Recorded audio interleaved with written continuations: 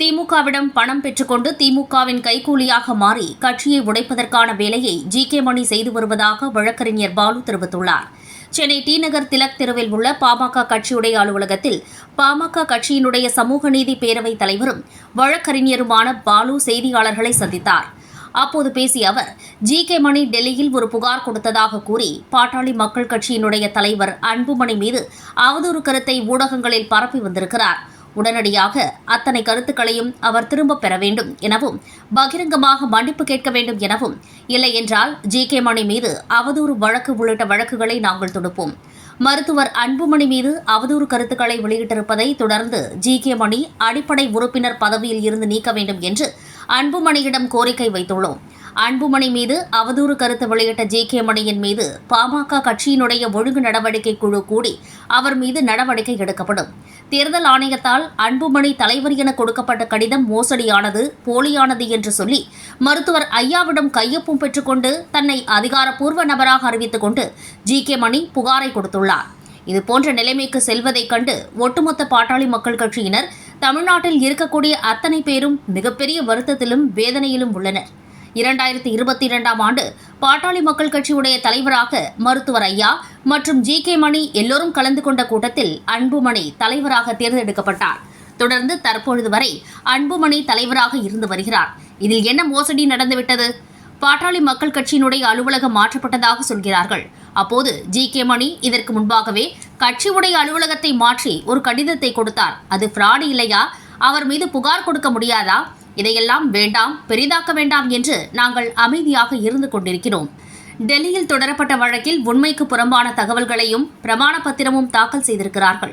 இதையெல்லாம் பார்த்து கொண்டு அமைதியாக இருந்து கொண்டிருக்கின்றோம். பாட்டாளி மக்கள் கட்சி வலுவாகவும் பலமாகவும் மருத்துவர் அன்புமணி பின்னால் இருப்பதை தெரிந்து கொண்டு அவர்கள் செயல்பட்டு வருவதாகவும் இதையெல்லாம் கண்டுகொள்ள வேண்டாம் என அன்புமணி தெரிவித்திருக்கிறார். அரசியல் தலைமைக்குழு கூட்டம் ஏப்ரல் 9, 2025 அன்று கூடியதாகவும் அந்த கூட்டத்தில் கட்சியின் அன்றைய தலைவர் மருத்துவர் அன்புமணி ராமதாஸ் நீக்கப்பட்டு மருத்துவர் ஐயா அவர்கள் புதிய தலைவராக தேர்வு செய்யப்பட்டதாகவும் தெரிவித்து தேர்தல் ஆணையத்தில் 8 தனித்தனியான மனுக்கள் தாக்கல் செய்யப்பட்டுள்ளன. சென்னை உயர்நீதிமன்றத்திலும் டெல்லியிலும் தாக்கல் செய்யப்பட்ட மனுக்களில் கூட இதே தகவல் பதிவு செய்யப்பட்டுள்ளதாக குறிப்பிடப்படுகிறது. குறிப்பாக அரசியல் தலைமைக்குழு கூட்டம் எங்கு நடந்தது என்பது தொடர்பான தெளிவான தகவல் இல்லாமலேயே தவறான தகவலை வழங்கி தேர்தல் ஆணையத்தை தவறாக வழிநடத்த முயற்சியாக செய்கின்றனர். அது மட்டுமில்லாமல் உயர்மட்ட செயற்குழுவில் இருக்கக்கூடிய 19 பேர் கலந்து கொண்டார்களா? முழுக்க முழுக்க பொய்யான தகவலை தெரிவித்து வருகின்றனர். பாமக தொண்டர்கள் பலர் சொல்வதைப் போல் நானும் இன்றைக்கு சொல்கின்றேன். இந்த கட்சியை உடைக்க வேண்டும் என்று நீண்ட நாள் திட்டத்தை நிறைவேற்றிக் கொண்டிருப்பவர்தான் ஜி.கே. மணி என விமர்சனம் செய்தார். பாட்டாளி மக்கள் கட்சியை அன்புமணியிடமிருந்து பறிக்க வேண்டும், இந்த கட்சியை தானும் தன் மகனும் கைப்பற்ற வேண்டும் என்பதற்காக ஜி.கே. மணி செயல்பட்டு வருகிறார். அடித்து சொல்கிறேன், பாட்டாளி மக்கள் கட்சியை பறிக்க முடியாது எனவும் அன்புமணி ராமதாஸ் தான் கட்சியினுடைய தலைவராக இருப்பார். வருகின்ற 2026 தேர்தலில் மாம்பழம் சின்னத்தில்தான் பாட்டாளி மக்கள் கட்சி போட்டியிடும். அதை யாராலும் தடுக்க முடியாது, பறிக்க முடியாது என தெரிவித்தார். கட்சியை காப்பாற்ற வேண்டும், அன்புமணியை காப்பாற்ற வேண்டும் என்பதற்காக நான் பேசவில்லை.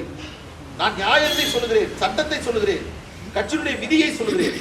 அதன் அடிப்படையில் தான் தேர்தல் ஆணையம் அவர்கள் கொடுத்த 8 மனுக்களையும் தூக்கி எறிந்தார்கள். இன்றைக்கு இந்த மனு கூட என்ன ஆகுது? தூக்கி எறிய போகிறார்கள். இதற்கு என்ன சட்ட வலிமை இருக்கிறது? எந்த அடிப்படையில் செய்யப்பட்டிருக்கிறது? அதன் அடிப்படையில் சென்னையில் ஒரு புகார் மனு கொடுக்க இருக்கிறோம். டெல்லியில் தேர்தல் ஆணையத்தை ஏமாற்றியதோடு டெல்லியில் உயர்நீதிமன்றத்தில் தாக்கல் செய்த அந்த மனுவிலும் இந்த அவதூறு செய்தியை, இந்த உண்மைக்கு புறம்பான செய்தியை அதிலும் அவர்கள் பதிவு செய்திருக்கிறார்கள். அந்த வழக்கை தாக்கல் செய்தவர் மரியாதைக்குரிய ஜி. ஐயா. எங்களுடைய கோபமும் எங்களுடைய ஆத்திரமும் எதுவரை செல்ல வேண்டும் என்று எங்களுக்கு தெரியும். ஐயா அவர்களே, உங்கள் வழியில் உங்கள் பின்னால் இத்தனை காலம் இருந்தோம். உங்களுடைய மகனை, உங்களுடைய பிள்ளையை இப்படி நடத்துகின்றீர்களே, வேதனையாக இருக்கிறது. இதில் சொல்றாங்க சிபிஐ விசாரணை நடத்தணுமா?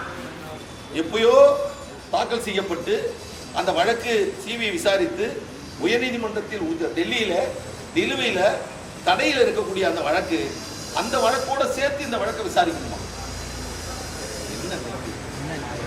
நியாயமா? தர்மமா? 10 மாதம் சுமந்து பெற்றெடுத்த பிள்ளையை இப்படியா மதிப்பது? ஒரு நியாயம் வேண்டாம். நான் சொல்லுகிறேன், இது ஐயா செய்யவில்லை. அவர் நல்ல சுயநினைவோடு அவருடைய இதோடு இருந்தால் நிச்சயமாக இதை செய்ய மாட்டார். ஆனால் இன்றைக்கு மற்றவர்கள் சொல்வதை கேட்கக்கூடிய வகையில் அவர்கள் என்ன சொல்லுகிறார்கள், எதற்காக சொல்லுகிறார்கள், அவருடைய உள்நோக்கம் என்ன என்பதை புரிந்து கொள்ளாத நிலையில் அவருடைய வயதையும் அவருடைய முதுமையை பயன்படுத்தி கொண்டு இந்த வேலையை செய்து கொண்டிருக்கிறார்கள். நாங்கள் இதற்கு பிறகும் எந்த நாகரிகத்தையும், எந்த ஒரு கட்சியில் இருந்தார், பழகினார், எங்களோடு இருந்தார் என்பதற்காக இனி ஜி.கே. மணி அவர்களை நாங்கள் பொறுத்து கொள்ள முடியாது.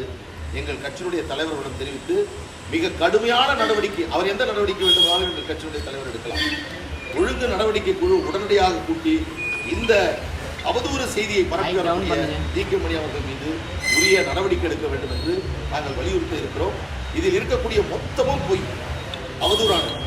இதில் உண்மை ஒன்றுமில்லை. இரண்டாவது, இதுல ஒரு கிரிமினல் அஃபென்ஸ் வர்றதுக்கான ஒரு பேசிக் கவர்மெண்டே இல்லை. ஒண்ணுமே இல்லாத ஒரு கம்ப்ளைண்ட் கொடுத்துட்டு உடனடியாக நீங்களும் பிக் நியூஸ், பிரேக் நியூஸ் அப்படின்னு நீங்க போடுறீங்க. உங்களை பற்றி நான் குறையாக சொல்லவில்லை. ஆனால் அதே வேளையில் இதுல என்ன இருக்கு? மூத்த பத்திரிகையாளர்களை உங்களே பார்த்து நான் கேட்டுக்கொள்கிறேன். இதில் ஏதாவது ஒரு உண்மை இருக்கிறதா, நியாயம் இருக்கிறதா? எந்த இடத்திலாவது அவர்கள் வெற்றி பெற்றிருக்கிறாரா? தேர்தல் ஆணையத்தில் தோல்வி, உயர்நீதிமன்றம், சென்னை உயர்நீதிமன்றத்தில் தோல்வி, டெல்லி உயர்நீதிமன்றத்தில் தோல்வி. அவர்கள் இந்த தடை வாங்க வேண்டும் என்று காவல் நிலையத்தில் கொடுக்கப்பட்ட புகார்கள் மீது நடவடிக்கை இல்லை, எதுவுமே இல்லை. இன்று வரையில் ஒரு சிறு வெற்றியை கூட அவர்களால் பெற முடியவில்லை, இனி பெற முடியாது. நான் இன்றைக்கு சொல்லுகிறேன், அடித்து சொல்கிறேன், எங்களிடமிருந்து பாட்டாளி மக்கள் கட்சியை பறிக்க முடியாது. மருத்துவர் அன்புமணி ராமதாஸ் அவர்கள் தான் கட்சியுடைய தலைவராக இருப்பார். வரக்கூடிய 2026 தேர்தலில் மாம்பழம் சின்னத்தில் பாட்டாளி மக்கள் கட்சி போட்டியிடும். இதை யாராலும் தடுக்க முடியாது, பறிக்க முடியாது.